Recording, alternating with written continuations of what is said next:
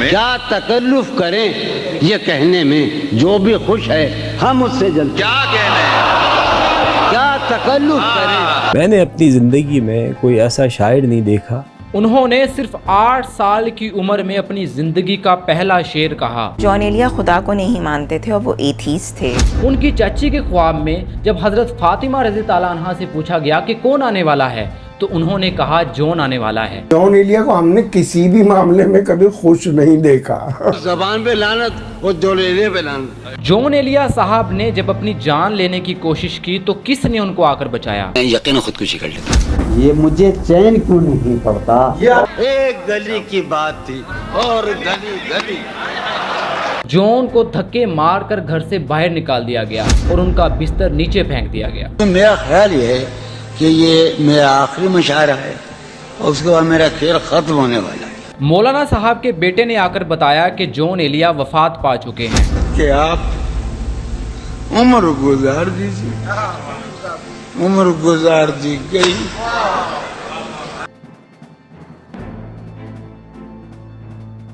1997 کی بات ہے. ایک مذاکرہ رکھا گیا جس کے اندر 2 گروہ شامل تھے. ایک طرف جون ایلیا بیٹھے تھے جنہیں ادب پر بات کرنی تھی، دوسری طرف مولانا فضل الرحمان تھے جنہیں مذہب پر گفتگو کرنی تھی. ابھی مذاکرہ شروع بھی نہیں ہوا تھا کہ فضل الرحمان نے جون ایلیا سے ایک ایسی بات کہہ دی جس نے جون کے اندر کا پورا خون ابال دیا.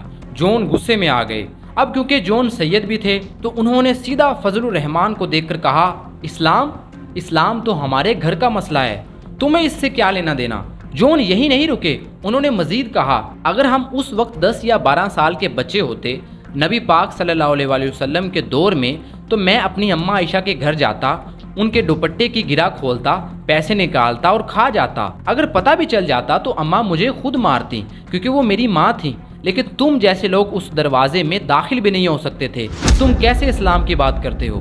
معاملہ اس قدر گرم ہو گیا کہ مذاکرہ شروع ہونے سے پہلے ہی ختم کر دیا گیا. سب لوگ اپنے اپنے گھروں کی طرف روانہ ہو گئے.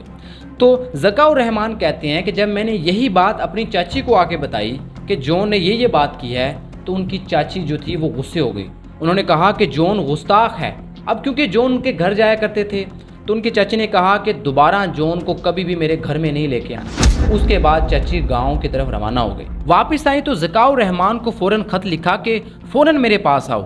ذکا پہنچے تو چاچی نے کہا، جب میں گاؤں گئی تھی وہاں مجھے خواب آیا.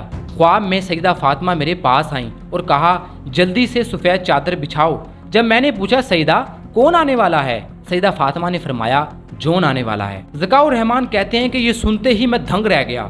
جب یہ بات میں نے جون ایلیا کو بتائی تو جون ایلیا جو زبان سے پہاڑ کاٹ دیتے تھے وہی جون ایلیا پھوٹ پھوٹ کر دھاڑے مار مار کر رونے لگ گئے. یہ بات پھر میں نے جون کو بتائی تو جون دھاروں دھار رویا ہے.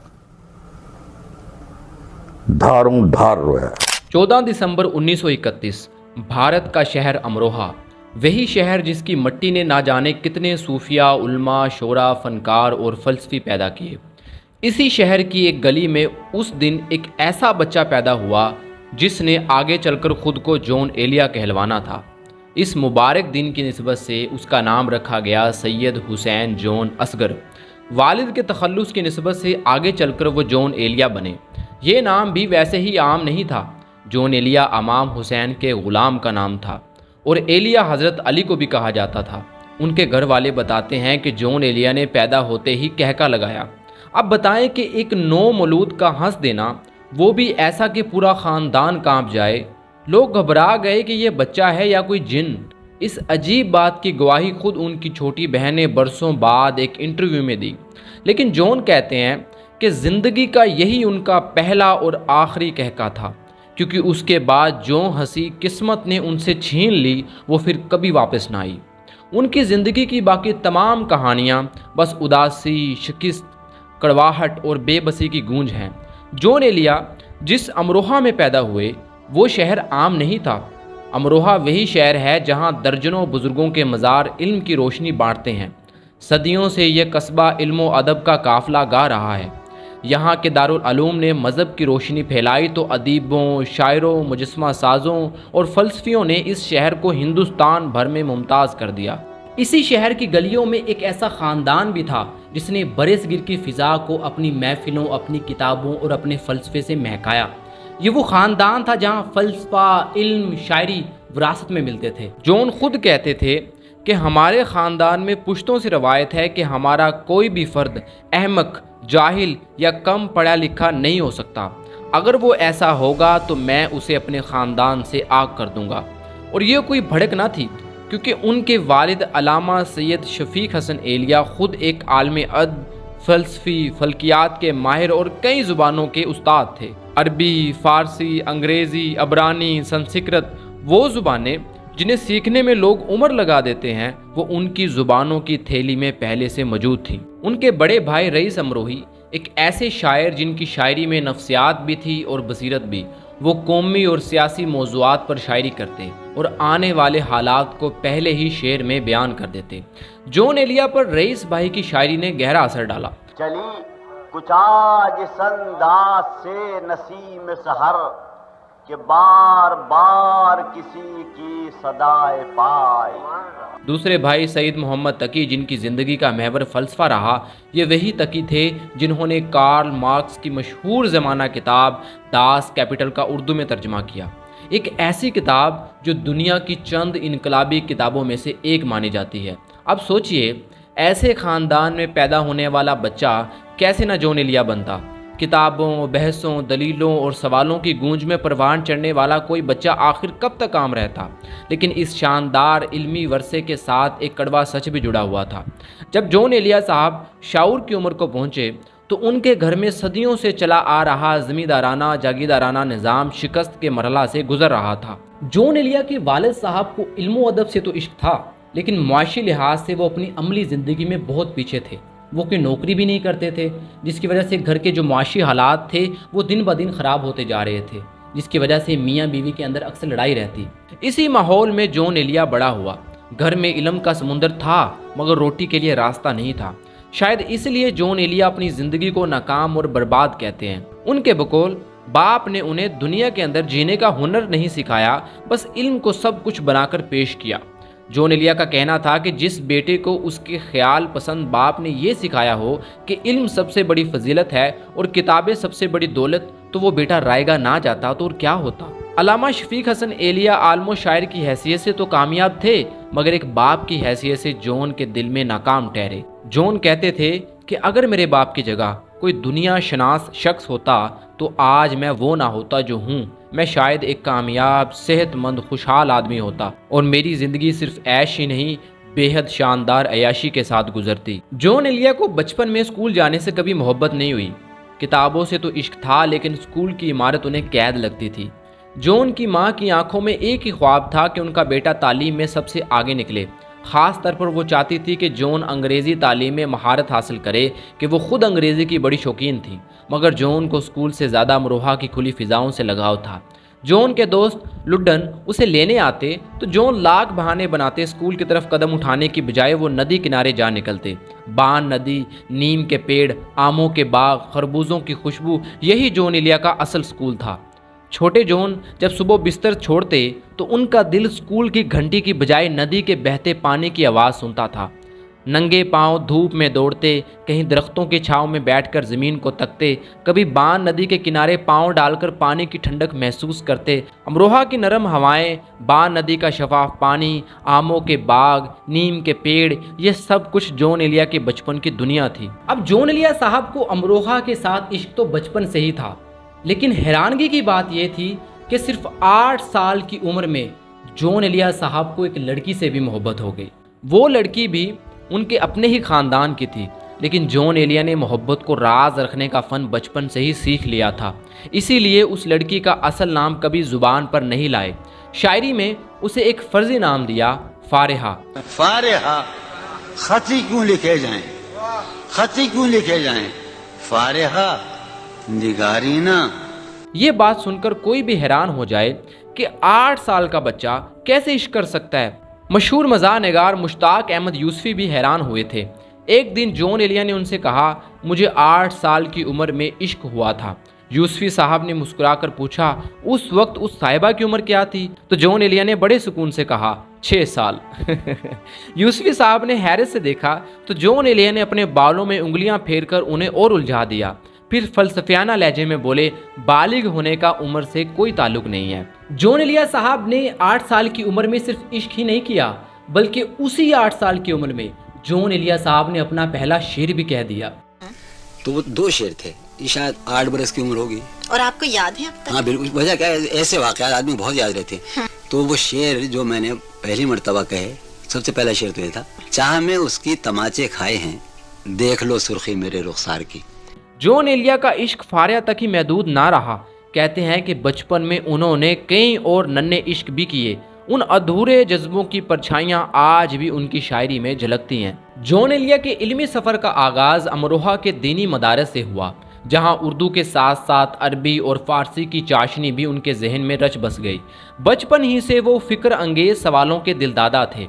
ज़िंदगी के राजों को खोजने की तड़प ने उन्हें फ़लसफ़ा और मंतक की गहरी वादियों में धकेल दिया। उनकी तालीमी कहानी किसी इल्मी मुहमजोई से कम नहीं। फ़ारसी में आलाबाद बोर्ड से कामिल का इम्तिहान पास किया, अरबी में मौलवी और आलम के दर्जे हासिल किए, फ़ारसी, उर्दू और फ़लसफ़े में एमए की सनद ली, देवबंदियों के दारुल उलूम मोहल्ला मौलाना से मंतक व फ़लसफ़ा की तकमील की, शिया मदरसा सैयदुल मदारिस से सैयदुल फ़ाज़िल का रुतबा पाया, लखनऊ के दारुल उलूम नाज़मिया से मुमताज़ुल फ़ाज़िल की आज़ादी सनद जीती, पीएचडी का मुकालमा लिखने तक पहुँचे, मगर उनकी बेनियाजी और आज़ाद रूह ने रास्ते में ही पलट दिया। यही नहीं, उनकी इल्मी प्यास ने संस्कृत को कंगाला, अबरानी पर दस्तरस बना डाली। ये सब कुछ उन्हें अपने वालिद अल्लामा शफीक हसन एलिया की विरासत में मिला था। बाप की लाइब्रेरी उनके लिए पहली कायनात थी, जहां किताबों की खुशबू, अल्फाज की तपश और दलीलों का शोर उनके खून में उतर गया। जॉन एलिया ने अदयान आलम, फ़लसफ़ा, तसव्वुफ़ और यहूदी रवायात को गहराई से पढ़ा। उनकी शायरी और नसर में कुरान, अंजील, ओहदे कदीम जाहिलियत के शोरा और मगरबी फ़लसफ़ियों के मुकालमे गूंजते हैं। उर्दू के जदीद शोरा में शायद ही कोई ऐसा हो जिसने इतनी मतनू इल्मी रवायात को अपने अल्फाज में समो लिया।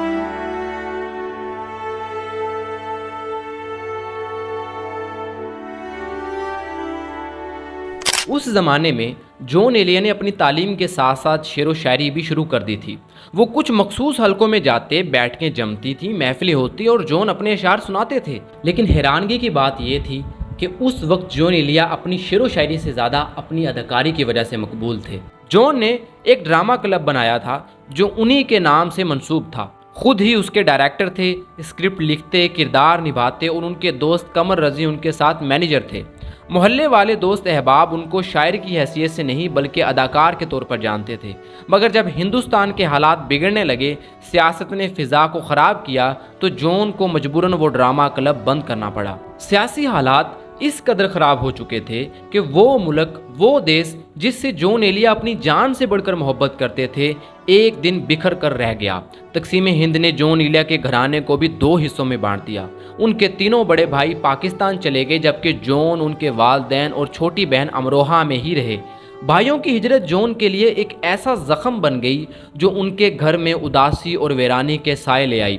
एक तरफ पूरे मुल्क में आज़ादी का परचम लहराया जा रहा था, तो दूसरी तरफ हज़ारों मुसलमानों के घरों पर हिजरत का अजाब टूट पड़ा। जॉन का घराना भी उन्हीं में शामिल था। भाइयों के जाने के बाद उनकी वालदा बेटों की जुदाई में रोज़ रोती थी। उनके आंसू जॉन एलिया के दिल पर छुरियां चलाते। ये गम ही उनकी मां की जान ले गया। 1954 में वो दुनिया से रुखसत हो गईं और अभी इस सदमे को चंद सांसें ही गुजरी थीं कि जनवरी 1956 में जॉन के वालिद भी चल बसे। उधर छोटी बहन की शादी भी हो चुकी थी। सो जॉन एलिया की चारों तरफ तन्हाई का जंगल उग आया। घर वीरान हो गया, मोहब्बत में नाकामी हुई, वतन टूट गया, भाइयों की जुदाई, वालिदैन बिछड़ गए और मुआशी मुश्किलात, उन सब ने जॉन को जवानी ही में टीबी का मरीज़ बना दिया। लेकिन जॉन एलिया साहब कहाँ जानते थे कि यही परेशानियाँ, यही दुख, यही मुसीबतें उनको एक ऐसा इंसान बनाने वाली थी जिसे आने वाली दुनिया ने सदियों याद करना था। जॉन की इस हालत ने उनके अहबाब को फ़िक्र में डाल दिया। अमरोहा में कोई रोज़गार ना था। भाई पाकिस्तान से ख़त लिखकर बार बार बुलाते रहे कि जॉन को किसी तरह कराची ले आओ, लेकिन जॉन एलिया को अपने शहर अमरोहा और इजदाद की कब्रों से ऐसी मोहब्बत थी कि हिजरत उनके लिए मौत के बराबर थी। वो कहते थे कि मेरे जाने के बाद इन कब्रों पर कौन फातिहा पढ़ने आएगा, कौन उनकी देखभाल करेगा। जॉन के बचपन के दोस्त سید قمر رضی کو ان کے بھائیوں نے خط لکھا۔ جون کو کسی طرح راضی کرو، مگر جون کو منانا آسان نہ تھا۔ قمر رضی خود کہتے ہیں کہ یہ کام میرے لیے جان کھپانے جیسا تھا۔ جون مجھ سے لڑے بھی، روئے بھی، خفا بھی ہوئے، مگر میں نے ان کی تنہائی اور بگڑتے حالات کا سوچ کر انہیں ہجرت پر آمادہ کر ہی لیا۔ پھر دن آتا ہے 30 دسمبر 1956۔ جون ایلیا کو اپنی جان سے پیارا وطن چھوڑنا ہی پڑا۔ جون نے جاتے ہوئے اپنی ڈائری میں لکھا، آج میرا گھر ہمیشہ کے لیے ویران ہو رہا ہے، میں اس گھر کی آخری روشنی تھا۔ آج ابا اماں کی قبریں اس شہر میں بے چراغاں ہو گئی ہیں، میں روانہ ہو رہا ہوں۔ میں اماں کی قبر کے پاس سے گزر رہا ہوں۔ اماں سلام، میں جا رہا ہوں کراچی، بہت جلد واپس آ جاؤں گا۔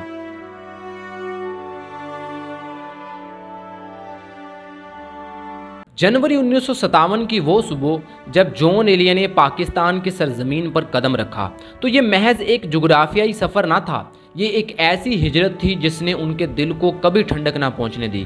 کراچی کی بے رخ شاہراہیں، اجنبی چہرے اور خود غرض لوگوں کی بھیڑ نے انہیں ایک ایسے ویرانے میں دھکیل دیا جہاں ہر سانس پر وہ اپنے چھوٹے سے شہر کی گلیوں، درگاہوں کی رونق اور نہروں کے کنارے بہتے ہنسنے کو یاد کرتے تھے۔ یہاں کوئی ان کا منتظر نہ تھا، نہ کوئی ان کے لیے دل کی گہرائیوں سے مسکرایا۔ یہ ہجرت ان کی زندگی میں ایسا زخم بنی جو کبھی نہ بھرا۔ یہی زخم ان کی شاعری میں بار بار لہو بن کر بہا۔ ان کے مصروں میں بچھڑے دیس کی خوشبو، گلیوں کا ذکر، درگاہوں کی گونج، پرانے سکولوں کی یادیں، سب کچھ تصویروں کی طرح اتر آیا۔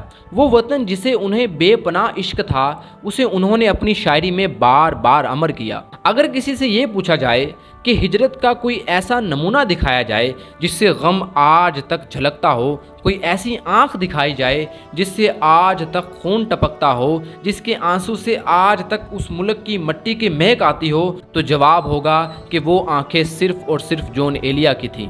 جون ایلیا کی حالت دیکھ کر ان کے دوست احباب ہمیشہ فکر مند رہتے تھے۔ انہی دنوں رئیس امروہی نے جون کو مصروف رکھنے کے لیے 1958 میں ایک ماہنامہ رسالہ انشا نکالا۔ اس وقت پاکستان میں جون کے بھائی ادبی حلقوں میں عزت اور وقار کے ساتھ پہچانے جاتے تھے، لیکن جون ایلیا کو ابھی اتنے زیادہ لوگ نہیں جانتے تھے۔ انشا میں جون کو اداریہ لکھنے کی ذمہ داری دی گئی۔ دلچسپ بات یہ ہے کہ اس سے پہلے جون کی نثر نگاری کا کوئی باقاعدہ نمونہ نہیں ملتا۔ اگرچہ انہوں نے چند خطوط اور ڈائریاں ضرور لکھی تھیں، لیکن وہ زیادہ تر ان کی عاشق مزاجی طبیعت کا عکس تھیں۔ جون نے انشا میں اداریے لکھنے شروع کیے تو ہر ماہ ان کی نثر کے جوہر کھلنے لگے۔ جلد ہی وہ ایک منفرد نثر نگار کی حیثیت سے ادبی دنیا میں نمایاں ہونے لگے اور لوگ انہیں پہچاننے لگے۔ جون ایلیا نے اس رسالے میں اسلام سے پہلے کے مشرق وسطیٰ کی تہذیبی اور سیاسی تاریخ کو مرتب کیا۔ ساتھ ہی ساتھ انہوں نے باطنی تحریکات اور فلسفے پر انگریزی، عربی اور فارسی کتابوں کے ترجمے بھی کیے۔ جون نے مجموعی طور پر 35 اہم کتابیں ترتیب دیں۔ ان میں فلسفی شاعر ناصر خسرو، مفکر حمید الدین کرمانی اور ابو علی سینا کی تحریروں اور رسائل کے ترجمے شامل ہیں۔ اس کے علاوہ انہوں نے مشہور رسائل اخوان الصفا میں سے 20 رسالے اردو میں منتقل کیے۔ تصوف کی اہم کتاب التواسین، جس کے مصنف مشہور صوفی منصور حلاج ہیں، اس کا ترجمہ بھی جون ایلیا نے ہی کیا۔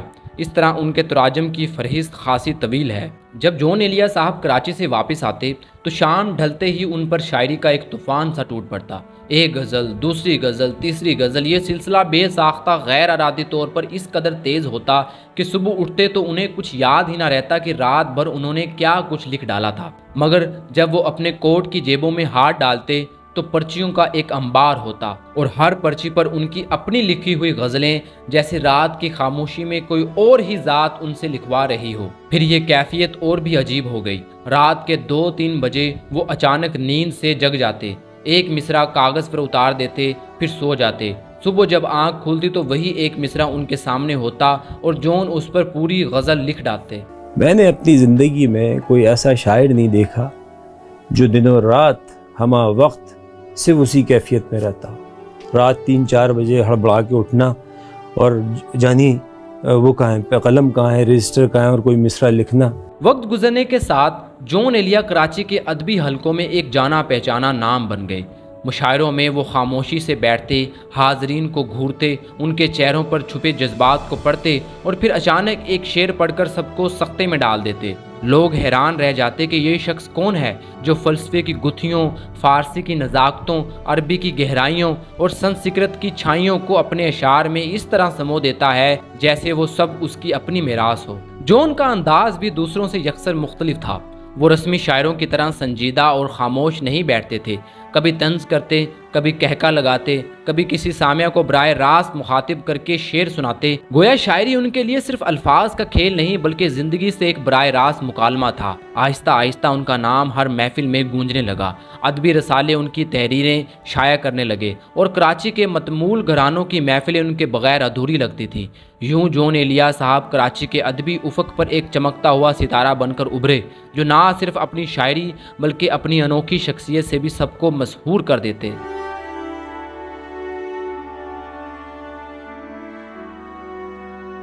کراچی کی ادبی محفلوں میں چھا جانے والا یہ شاعر، جس کے اشعار نے ہزاروں دلوں کو چھو لیا، در حقیقت اپنی روح کی گہرائیوں میں اس امروہہ کا مسافر تھا جہاں اس کے بچپن کے خواب بکھرے پڑے تھے۔ شہرت، داد و تحسین اور مداحوں کے ہجوم کے باوجود جون ایلیا کے اندر ایک خلا تھا جو صرف امروہہ کی مٹی ہی بھر سکتی تھی۔ پھر ایک دن وہ لمحہ آیا جب وہ اپنی بکھری ہوئی یادوں کو سمیٹ کر امروہہ لوٹ آئے۔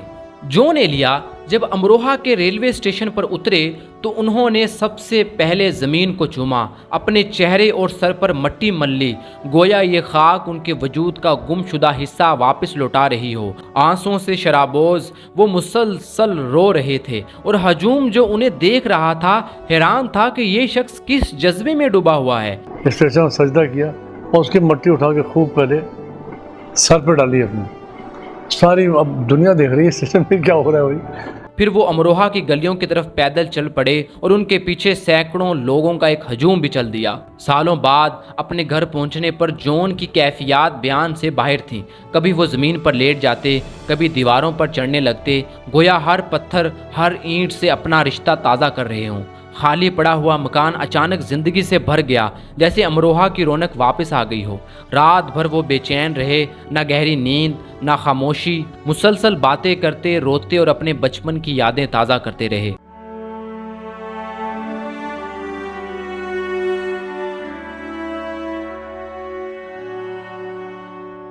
انیس سو 70 کی دہائی کا آغاز تھا۔ جون ایلیا جو اس وقت عالمی ڈائجسٹ کے اداریے لکھتے تھے، ایک دن اپنے دفتر میں ایک نوجوان لڑکی سے ملے جس کا نام زاہدہ ہنا تھا۔ زاہدہ جو خود ایک ذہین اور ادبی رجحانات رکھنے والی لڑکی تھی، جون کے مضامین اور افسانوں سے متاثر تھی۔ دوسری طرف جون بھی زاہدہ کی ذہانت اور علم سے اس قدر مرعوب ہوئے کہ دونوں کے درمیان ملاقاتیں بڑھتی گئیں۔ آخرکار 1970 میں دونوں نے شادی کر لی۔ شادی کے فوراً بعد جون زاہدہ کے گھر منتقل ہو گئے کیونکہ زاہدہ کے والد معذور تھے اور زاہدہ کے بہن بھائی ابھی چھوٹے تھے۔ زاہدہ نہ صرف اپنے والدین اور بہن بھائیوں کی دیکھ بھال کرتی تھی بلکہ اب جون کی بھی ذمہ داری ان کے کندھوں پر آ گئی۔ ابتدا میں تو زاہدہ جون کو خود صبح تیار کرواتی، ان کے بال سنوارتی اور خود کار چلا کر انہیں دفتر چھوڑ دیتی، لیکن جیسے جیسے وقت گزرا بچوں کی آمد کے ساتھ ہی گھر کی تمام ذمہ داریاں زاہدہ پر آن پڑی۔ جون اپنی شاعری اور فلسفیانہ سوچ میں گم رہتے تھے، گھریلو معاملات سے یکسر لا تعلق تھے۔ ان کی شراب نوشی بھی معمول بن گئی جس نے گھر کے ماحول کو مزید کشیدہ کر دیا۔ زاہدہ نے بعد میں ایک انٹرویو میں کہا جون کو صرف ایسی بیوی چاہیے تھی جو ان کا خیال ایک ماں کی طرح رکھے۔ ان کو ایک عام سی ایسی بیوی چاہیے تھی جو ان کا گھر رکھے اور ان کے گھر کا چولہا جلتا رہے۔ اب اس بیچاری کی قسمت کہ وہ ایک تو اسے اپنا گھر بھی چلانا پڑا اور پھر جب آئی تو شوہر جو ہے وہ اسے کمانے ومانے سے دلچسپی نہیں۔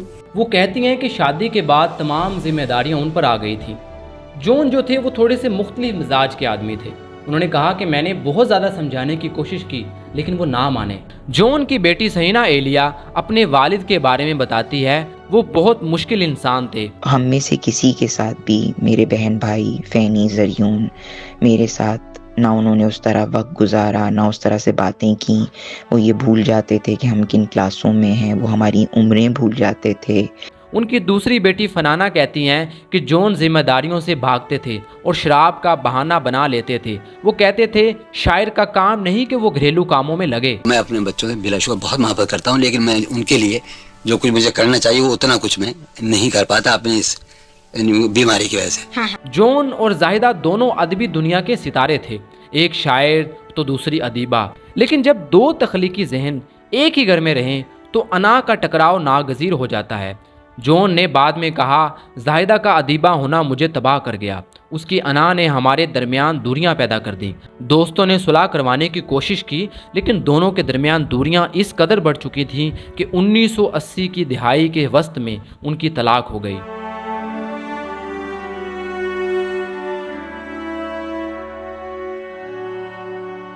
तलाक के बाद जॉन इलिया की ज़िंदगी एक ऐसे वीराने में बदल गई जहां ना कोई ठिकाना रहा, ना कोई पूछने वाला। वो बिल्कुल लावारस हो चुके थे। जो चेहरे कभी उनके दुख में शरीक हुआ करते थे वो भी वक्त के साथ एक एक करके गायब हो गए। उनका वजूद अब एक अंधेरे कमरे तक सिमट कर रह गया। रोशनी से घबराने लगे, आवाज़ों से कतराने लगे, लोगों के हजूम से खौफ खाने लगे। पहले ही अमरोहा वालदैन की वफ़ात और हिजरत के ज़ख्म उनके दिल पर गहरे थे, अब बीवी और बच्चों की जुदाई ने एक नया दर्द दे दिया। ये दुख इस कदर शदीद था कि वो खुद को मुकम्मल तौर पर ज़िंदगी से बेजार महसूस करने लगे। मौत का ख्याल बार बार उनके जहन में गर्दिश करता, लेकिन वो इस अमल को अंजाम तक पहुँचाने से हमेशा पीछे हट जाते।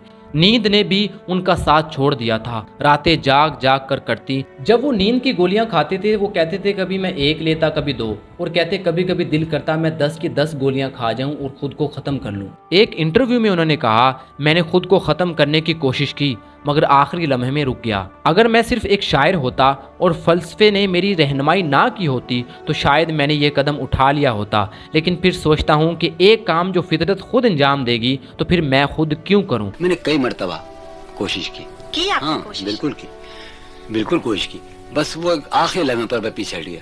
उसने कहा भाई, मैंने सोचा कि जब एक काम फितरत खुद ही अंजाम देगी, आपको मरना ही है जब, तो दूसरों का काम खुद क्यों कर रहे हैं आप। जिस तरह की दर्दनाक ज़िंदगी जॉन इलिया साहब ने गुजारी है ना, अगर उसकी जगह कोई और इंसान होता तो हो सकता था कि वो उस वक्त उस दुनिया में मौजूद ही ना होता। हालत हाल के सबब हालत हाल ही गई, शौक में कुछ नहीं गया, शौक की जिंदगी गई। लेकिन फिर किस्मत ने जॉन इलिया साहब की इस अंधेरी तन्हाई में एक फरिश्ता सिफ्त इंसान भेजा, सलीम जाफरी। सलीम जाफरी जॉन इलिया के पास आए और बड़े मान से बोले, जॉन भाई, मैं तुम्हें यूं गुमनामी और फरार की ज़िंदगी में सिसक सिसक कर मरने नहीं दूंगा। जॉन इलिया ने उनकी तरफ देखा और कहने लगे, तुझे क्या मालूम है सलीम, मैं बरसों से किस अजाब में जल रहा हूँ। मेरा दिमाग अब दिमाग नहीं रहा, आग का भूबल बन चुका है। मेरी आंखें ज़ख्म की तरह टपकती रहती हैं। अगर चंद लम्हों के लिए भी नज़र कागज़ पर जमा दूं तो लगता है अशुबे चश्म की अजियत लौट आई है। लेकिन सलीम जाफरी भी कोई आम दोस्त ना थे। उन्होंने कहा, जॉन भाई, अब बस, अब तुम्हें दुबई और अरब अमारात के मुशायरों में ले जाने आया हूँ। आवाज़ों से, रोशनियों से और लोगों से मुझे डर लगता था। मैं ज़हनी मरीज़ हो गया था, हालात थे, कैफियत थी कि एक दिन सलीम मेरे पास आया। जॉन इलिया साहब उनकी सारी बातें सुन रहे थे, लेकिन वो नहीं जानते थे कि जो फैसला वो अब करने वाले हैं वो उनकी ज़िंदगी का सबसे बड़ा मोड़ साबित होने वाला था, और यही सफ़र उनको उस जगह पर ले जाने वाला था जहां का वो सोच भी नहीं सकते थे। खैर, सलीम जाफरी ने दिन रात एक कर दिए और आखिरकार जॉन इलिया साहब को दुबई जाने के लिए मनवा ही लिया। जॉन इलिया जब दुबई पहुंचे तो वहां के बहुत से लोग उनसे नावाकिफ़ थे। वो वैसे भी अभी तक इतने मकबूल नहीं थे, ऊपर से उनका हुलिया भी बदल चुका था। वो कमज़ोर हो चुके थे, लंबे लंबे बाल, आंखों के गिर्द गहरे स्याह हल्के, दुख, मुसीबतें और परेशानियां उन्हें अंदर तक चाट चुकी थीं। मुशायरे में जब वो दूसरे शोरा के साथ बैठे हुए थे तो उनकी शख्सियत अलग ही नज़र आ रही थी। लोग उन्हें हैरान होकर देखते और सरगोशियां करते कि ये कौन है, ये कैसा है, ये क्या सुनाएगा। फिर शायरों ने अपने कलाम सुनाने शुरू किए। महफिल जमी हुई थी, दादो तहसीन की आवाज़ें थीं, और फिर जॉन इलिया की बारी आई। जब जॉन इलिया माइक तक पहुंचे तो हाल में जैसे सांस रुक गई। उनकी बेतकल्लुफ़ी, उनकी झंझलाहट, उनका बेसाख्ता मातम, खुलेआम रोना, सीना पीटना, बाल नोचना, ये सब कुछ उस मुशायरे में किसी ने पहले कभी ना देखा था। जॉन इलिया के हर शेर के साथ महफिल जैसे हिलती जाती। लोग पहले हैरान हुए, फिर दीवाने होने लगे। और ये भी एक तल्ख हकीकत है کہ ہمارا معاشرہ دوسروں کے زخموں کا تماشا دیکھنے میں بڑا مزہ لیتا ہے۔ لوگ جون ایلیا کو سٹیج پر ٹوٹتا بکھرتا دیکھ کر واہ واہ کرتے اور داد دیتے، کہکے مارتے، لیکن کسے کیا خبر تھی کہ سٹیج پر بیٹھا ہوا یہ شخص کن زخموں، کن عذابوں، کن مصیبتوں سے گرا ہوا ہے، کتنے دکھ پی گیا ہے، کتنی اذیتیں سہ رہا ہے۔ اس کی امید ناز کا ہم سے یہ مان تھا کہ آپ عمر گزار دیجیے، عمر گزار دی گئی۔ جون ایلیا کا یہ نیا روپ، یہ منفرد انداز، یہ بکھرا ہوا شاعر سب کو دل سے لگنے لگا۔ دیکھتے ہی دیکھتے جون ایلیا پاکستان کی سرحدوں سے نکل کر دنیا بھر کے مشاعروں کا محبوب بن گئے۔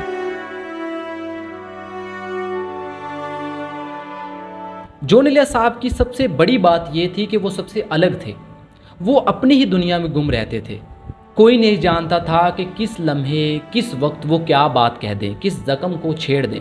اور میں مظلوم ترین زبان کا شاعر ہوں، اس زبان پہ لعنت اور جون ایلیا پہ لعنت۔ کبھی لگتا ہے کہ ان جیسا مضبوط، طاقتور، سب کچھ برداشت کر جانے والا آدمی شاید اس زمین پر ہو، اور کبھی لگتا ہے کہ اتنا حساس دل لے کر کوئی کیسے جی لیتا ہے۔ جون کے اندر ایک عجیب لاؤبالی پن تھا، اتنا کہ چند لمحوں میں کسی بھی انسان کے بارے میں کوئی بھی رائے قائم کر لیتے، چاہے وہ صحیح ہو یا غلط، اور یہی عادت کئی بار ان کی ذات کو ڈس بھی گئی۔ یہی لاؤبالی پن تھا جو انہیں لمحوں میں شک و شبے کے سمندر میں غرق کر دیتا۔ لیکن جون ایلیا صاحب کو جو چیز سب سے منفرد بناتی ہے وہ ان کا سچ بولنے کا فن تھا۔ جو چیز ان کو سچی لگتی تھی وہ بنا جھجک اسی وقت کہہ ڈالتے، چاہے وہ تنہائی میں ہوں یا پھر بھری محفل میں۔ ان کو کوئی پرواہ نہیں تھی کہ کوئی کیا سوچتا ہے۔ یہ ہم غریب آدمی ہیں، سید ہیں، مولائی ہیں، بھنگ پیتے ہیں۔ جون ایلیا نے شاعری کی روایات کو وہیں سے توڑا جہاں سب شاعری کو سوار کر، لپیٹ کر، شوربے میں ڈبو کر پیش کرتے تھے۔ وہ جانتے تھے کہ شعر کہنا اور بات ہے مگر احساس کو جینا اور بات ہے۔ دوسرے شاعر جذبات کو الفاظ میں چھپا کر رکھتے تھے، جون ایلیا نے اپنے اندر کے زخم کو پورے کا پورا لہو کی طرح صفحے پر بہا دیا۔ جون نے اس جدید انسان کو پڑھا، اس کو جس کی رگوں میں مشینوں کی رفتار ہے، جس کی قدرت سے دوری اسے اندر ہی اندر سے توڑتی جا رہی ہے۔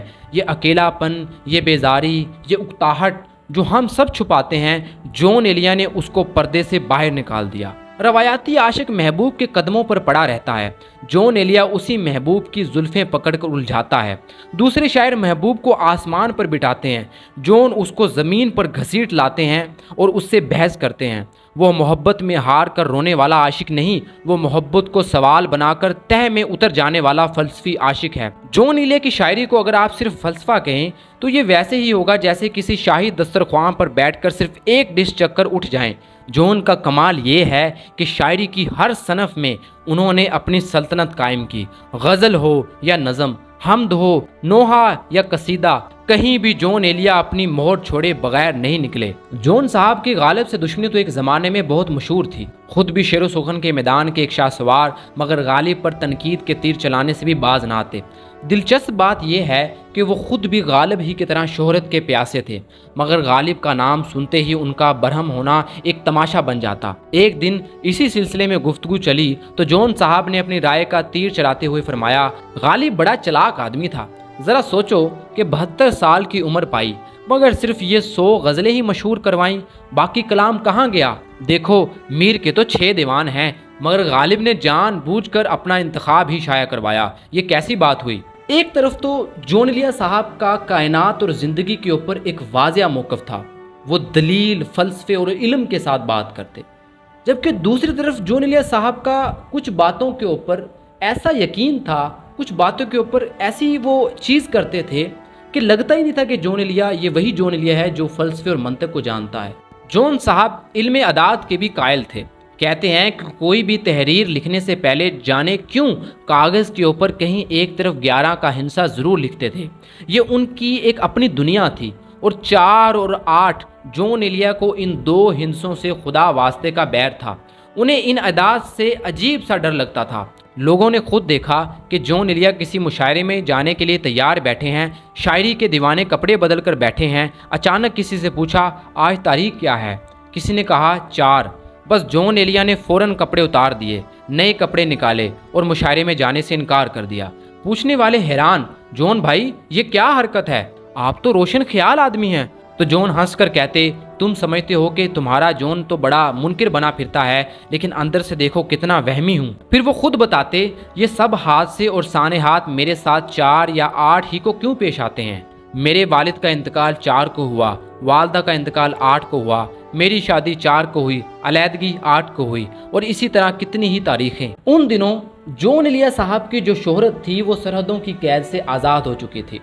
उनको भारत, सऊदी अरब, यूके और बहुत सारे ममालिक से मुशायरों की दावत आती थी। इसी तरह का उनका एक दौरा अमेरिका का भी हुआ। जॉन एलिया साहब अपने एक दोस्त के साथ अमेरिका पहुंचे। जब वो एयरपोर्ट पर उतरे तो एक पासपोर्ट काउंटर पर चले गए। एक तरफ जॉन एलिया खड़े थे और दूसरी तरफ उनका दोस्त। अब जॉन एलिया साहब की शख्सियत ही कुछ ऐसी थी, दुबला पतला जिस्म, नाजुक खड़ी नाक, नफीस नक्श और सर पर लंबे लंबे बाल। फिर कमाल ये कि उन्होंने उस दिन एक ऐसा कोट पहन रखा था जो ज़रा जनाना सा लगता था। ऊपर से उसके बटन भी कुछ अलग ही अंदाज के थे। जॉन एलिया साहब अभी पासपोर्ट काउंटर पर अपनी बारी का इंतज़ार कर ही रहे थे कि काउंटर पर बैठे हुए अमरीकी अफसर ने जॉन एलिया की तरफ इशारा किया और उनके दोस्त से बड़े संजीदा लहजे में पूछा, इज़ शी योर वाइफ? दोस्त पहले तो सुनकर चौंक गया, फिर जॉन एलिया की तरफ देखा, फिर अफसर की तरफ। उसे कुछ समझ ना आए कि इस पे हंसूं या फिर वजाहत करूं। बाद में पता चला कि उस गलत फहमी की जड़ वही दुबला पतला वजूद, खड़े नक्श, लंबे बाल और वो जनाना कोट थे। अमरीकी अफसर को लगा कि शायद ये कोई मैक्सिको की खातून है जो अपने शोहर के साथ अमेरिका आई है। जॉन एलिया साहब अक्सर इस वाक़े को महफिल में सुनाया करते थे। महफिल में मौजूद लोग हंसते हंसते लोटपोट हो जाते।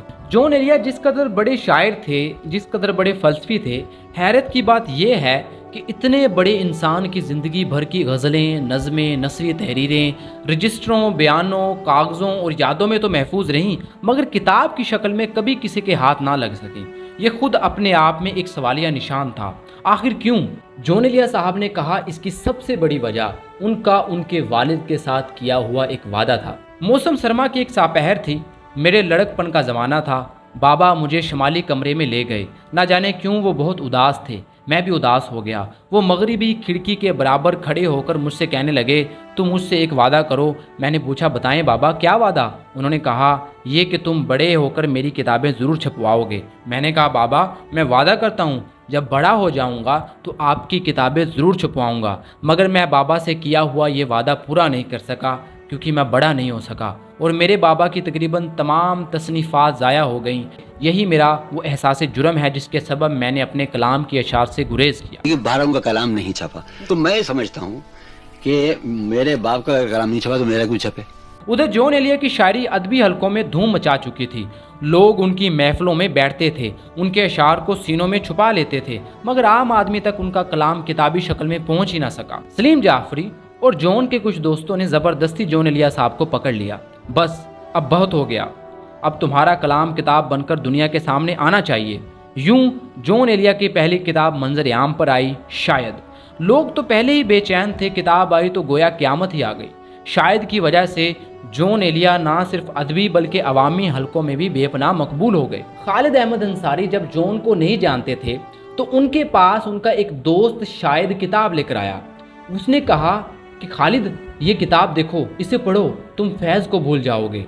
तो खालिद अहमद अंसारी ने उनकी तरफ हैरान होकर कहा, क्या इसमें ऐसा क्या है कि मैं फैज़ को भूल जाऊंगा? तो उनके दोस्त ने जॉन एलिया का एक शेर पढ़कर सुनाया, यूं जो तकता है आसमान को तू, कोई रहता है आसमान में क्या? खालिद अहमद अंसारी सुनकर दंग रह गए कि इस दौर में ऐसा कौन सा शायर आ गया है जिसकी शायरी गैर मामूली है।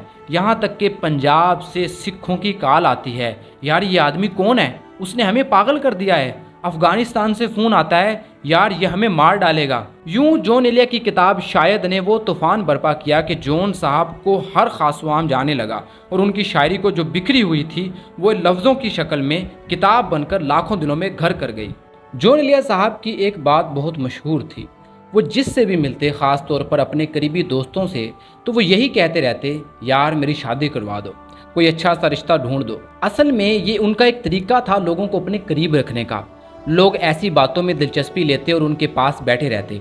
इस सिलसिले में एक बार उनके दोस्त खालिद अहमद अंसारी को भी ये फरमाइश सुननी पड़ी।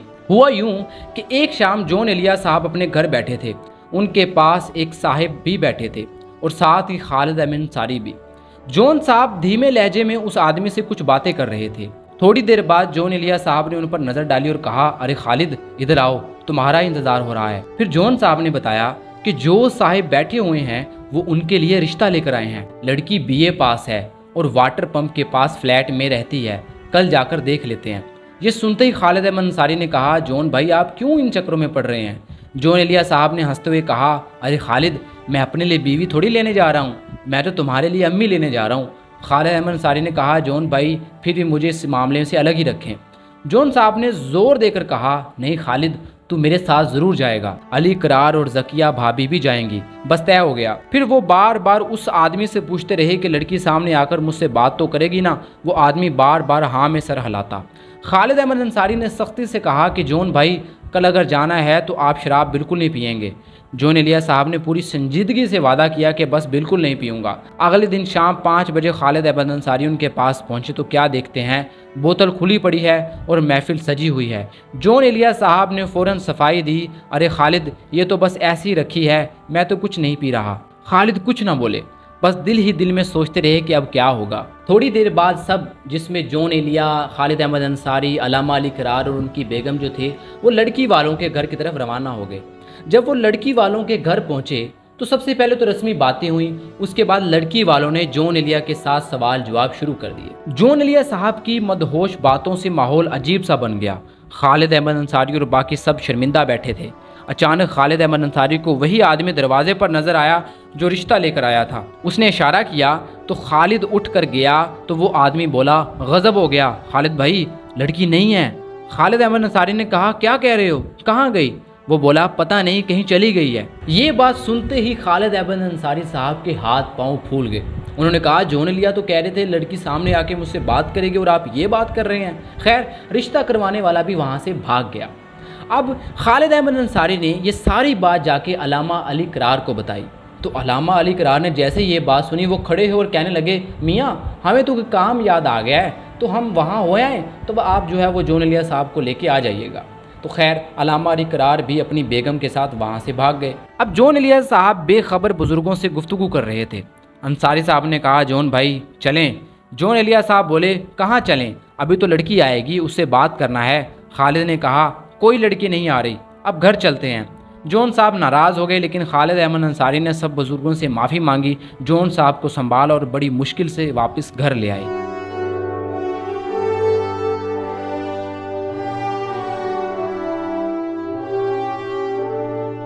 جون ایلیا کی پوری شاعری کو اگر آپ پرکھیں تو آپ کو ایک چیز واضح نظر آئے گی کہ جون ایلیا کسی بھی چیز کو جو ہے وہ مکمل طور پر قبول نہیں کرتے تھے۔ اگر کوئی سوال پیدا ہوتا تو وہ اس کے سامنے ایک اور سوال کر دیتے، اگر کوئی خیال ابھرتا تو اس کی نفی کر دیتے، پھر اس نفی کے منطق سے ایک اور سوال جنم لیتا تو وہ اس کی بھی نفی کر دیتے تھے۔ یہی سوالیہ مزاج ان کے خدا کے تصور میں بھی جھلکتا ہے۔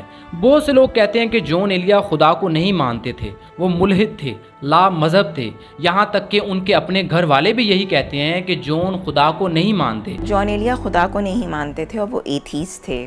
مگر دوسری طرف ان کے دوست، ان کے قریبی احباب، ان کا دعویٰ ہے کہ جون خدا کو رد نہیں کرتے تھے، وہ بس یقین اور شک کی سرحد پر کھڑے تھے۔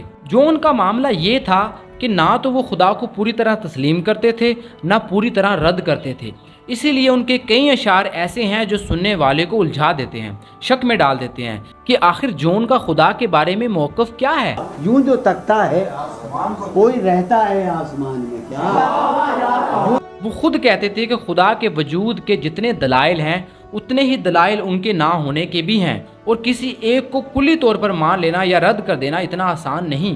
اس میں کوئی شک نہیں کہ جون ایلیا اردو شاعری کی وہ روشنی ہے جس نے جانے کتنے دلوں کو جلایا، کتنے ہی لوگوں نے ان کے لفظوں کو اپنی تنہائی کا ساتھی بنایا۔ ان کے پاس نام تھا، عزت تھی، شہرت تھی، مگر اس سب کے باوجود جون ایلیا کی زندگی آسان نہیں تھی۔ باہر سے جو چمک دکھتی تھی اس کے پیچھے اندھیرے ہی اندھیرے تھے۔ جون اندر سے ایک مسلسل جنگ لڑ رہے تھے، بیماری، تکلیف، دماغ پر سوالوں کا بوجھ، دل میں تنہائی۔ شراب پیتے تھے کہ شاید کچھ لمحے سب بھلا سکیں، مگر سوال پھر بھی پیچھا نہیں چھوڑتے تھے۔ جون کے قریبی دوست کیسر وجدی نے ایک واقعہ سنایا۔ کہتے ہیں کہ جس گھر میں جون رہتے تھے وہ بیچ دیا گیا، जॉन के हिस्से की रकम अभी मिली नहीं थी कि मकान खरीदने वाला बंदा आ धमका और बोला 1 घंटे में मकान खाली करो। अब जॉन कहाँ जाते, क्या करते? वैदी साहब जॉन को लेकर निकले, किराए का मकान ढूंढने लगे।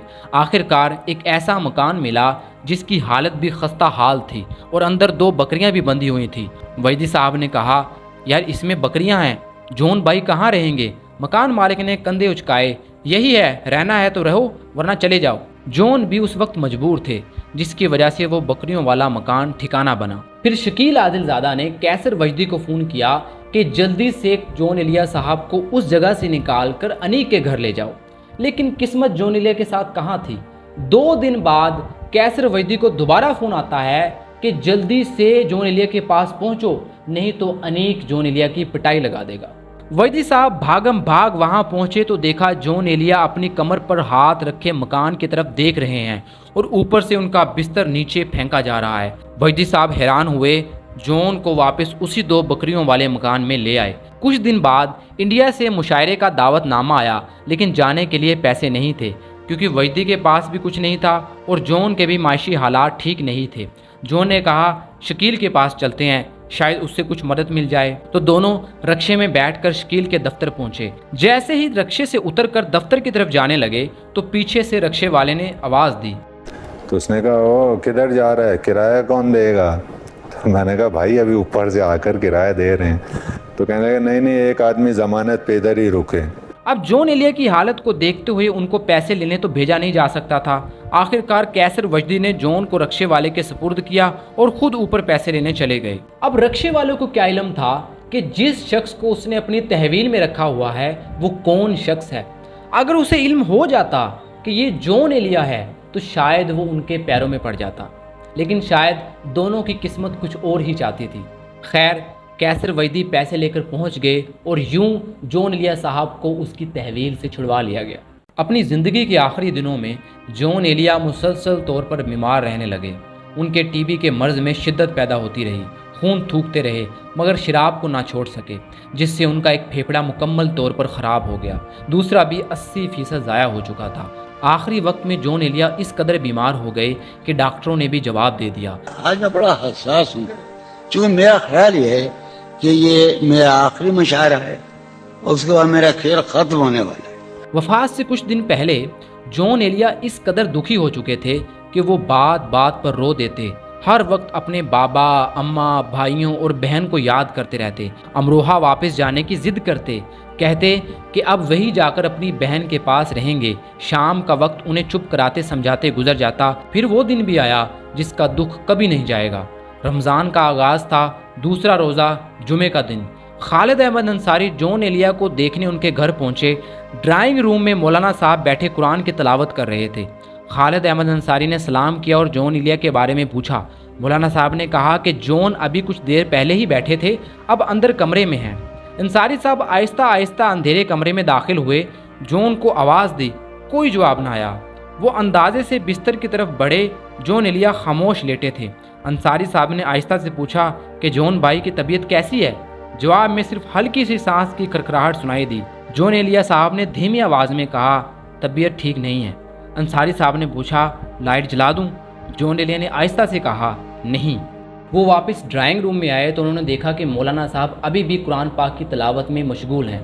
तो उन्होंने मौलाना साहब को अपनी तरफ मुखातिब होकर कहा कि मुल्ला साहब, आप किसी डॉक्टर को बुला लें क्योंकि जॉन एलिया साहब की तबीयत बहुत ज़्यादा ख़राब है, वो बिल्कुल भी ठीक नहीं है।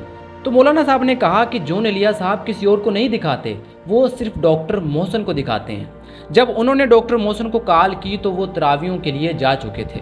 खालिद अहमद अंसारी ने कहा कि किसी और डॉक्टर को दिखा दिया जाए, ऐसी हालत इनकी पहले कभी नहीं देखी। मौलाना साहब ने तसल्ली दी कि अगर ज़रूरत हुई तो ले जाएंगे और आपको भी घर से बुला लेंगे। ये सुनते ही खालिद अपने घर चले गए। कुछ देर बाद मौलाना साहब का बेटा जैन दरवाजे पर आया।